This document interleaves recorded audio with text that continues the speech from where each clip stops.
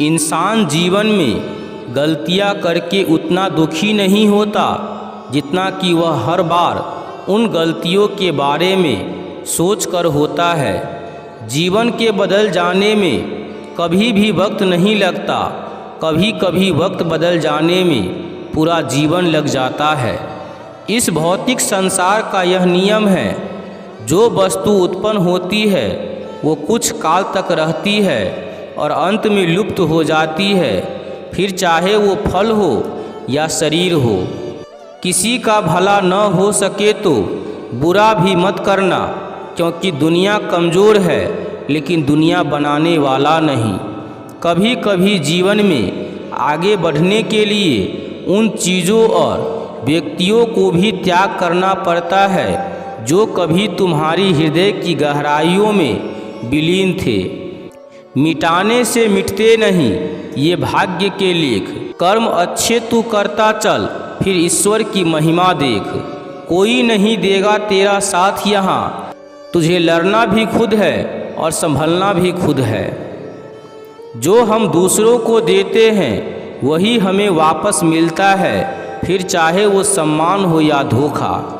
कोई कुछ भी बोले स्वयं को शांत रखो, धूप कितनी ही तेज हो समुद्र सूखा नहीं करते। जो मानव अपनी निंदा सुन लेता है वह सारे जगत पर विजय प्राप्त कर लेता है। जीवन में दो चीज़ें हमारा परिचय देती है, हमारा धैर्य जब हमारे पास कुछ भी न हो और हमारा व्यवहार जब हमारे पास सब कुछ हो। आपके साथ में कितनी भी छल क्यों न हुआ हो, परंतु परमात्मा का आशीर्वाद आपसे कोई नहीं छीन सकता। किसी से बदला लेने का आनंद 2-4 दिन ही रहेगा, पर किसी को माफ़ कर देने का आनंद पूरी जिंदगी रहेगा।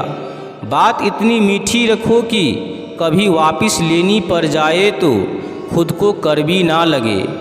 नैतिकता कहती है हमेशा अपने वादे निभाए, बुद्धि कहती है कभी भी वादे न करे, क्योंकि आपके बल वर्तमान क्षण को जानते हैं, आप नहीं जानते कि भविष्य में चीज़ें कैसे बदल जाएगी। प्रिय मित्रों, आइए इन सभी बातों को एक छोटी सी कहानी के माध्यम से जानने का प्रयास करते हैं। बहुत दिनों की बात है, किसी शहर में रमन, घीसा और राका 3 चोर रहते थे। तीनों को थोड़ा थोड़ा विद्या का ज्ञान था। तीनों चोरों को विद्या का ज्ञान प्राप्त होने के कारण बहुत घमंड था। विद्या द्वारा तीनों चोर शहर में बड़े बड़े लोहे की तिजोरियों को तोड़ देते थे और बैंकों को लूट लिया करते थे। इस तरह तीनों चोरों ने शहर के लोगों की नाक में दम कर रखा था। एक बार तीनों चोरों ने एक बड़े बैंक में डकैती करके सारा माल उड़ा दिया। तब पुलिस को खबर हुई तो तीनों चोरों को पकड़ने के लिए तलाश करने लगी, मगर तीनों चोर पास ही के एक घने जंगल में भाग गए। तीनों चोरों ने देखा कि जंगल में बहुत सी हड्डियां बिखरी पड़ी है। रमन ने अनुमान लगाकर कहा, ये तो किसी शेर की हड्डियां है।